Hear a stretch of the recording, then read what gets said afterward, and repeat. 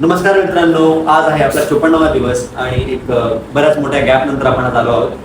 म्हणजे last video जो आपण होता तर तो दिवस 50वा बनवला होता, पण त्यानंतर जवळपास 51, 52, 53 आणि 54वा दिवस आहे. त्यानंतर आपण आज भेटतोय.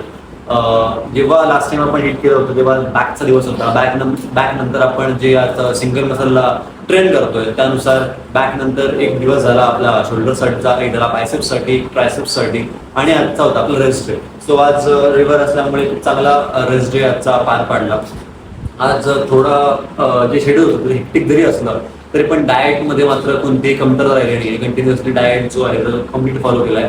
सकाळच्या फर्स्ट मील पासून ते रात्री लास्ट मील पर्यंत ओव्हरऑल जो डाएट होता तो खूप चांगल्या प्रकारे फॉलो केला.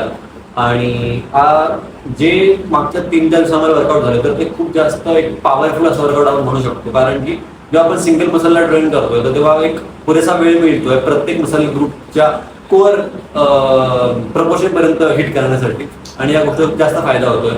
म्हणजे जसं की आपण बघितलं की काल ट्रायसेप्सचा दिवस होता, तर ट्रायसेप्स दिवशी सुद्धा लॉंग हेड असतील, शॉर्ट हेड असतील, तर प्रत्येक मसलच्या पोटेन्शियल पर्यंत आपण हिट केलं.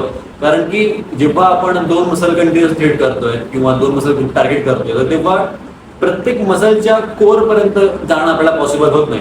पण जेव्हा आपण एका मसलला कम्प्लीट ट्रेन करतो तेव्हा तो मसल खूप जास्त चांगल्या प्रमाणात ट्रेन होतो आणि या गोष्टींचा आपल्याला व्हॉल्यूम वाढवण्यामध्ये पण खूप जास्त मदत होणार आहे. सध्या ओव्हरऑल जो डाएट आहे आपला तर तो सध्या कार्ब्स बेस्ड असा डाएट आहे.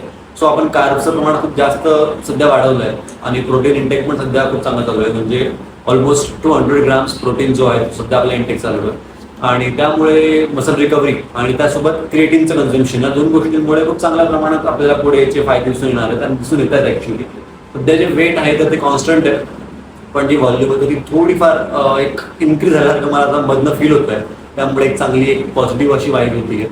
बाकी वर्कआउट खूप चांगलं होतंय, डाएट पण खूप चांगल्या प्रकारात फॉलो करण्यात येतोय आणि रेस्ट पण चांगला मिळतोय बॉडीला. या सगळ्या गोष्टींमुळे जे आपले चॅलेंजचे गोल्स आहेत तर ते आपल्याला अचीव होताना दिसत आहेत. चॅलेंजच्या आपण आता शेवटच्या टप्प्यामध्ये जातोय.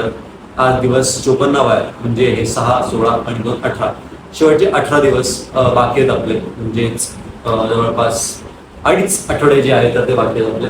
त्यामुळे बघूया आपण आता कसे रिझल्ट असतील शेवटला. आपल्याला त्या गोष्टीसाठी आपण एक्साइटेड आहोतच आणि आजसाठी एवढंच होतं. मग आजचा दिवस छान गेला. रेस्ट डे असल्यामुळे आज कोणताही वर्कआउट झालं नाही.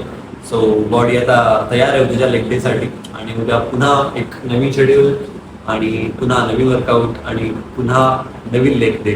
उद्या मजा येणार. तयार राहा, मी पण तयार राहतो. उद्या भेटूयात. तोपर्यंत थँक्यू, धन्यवाद.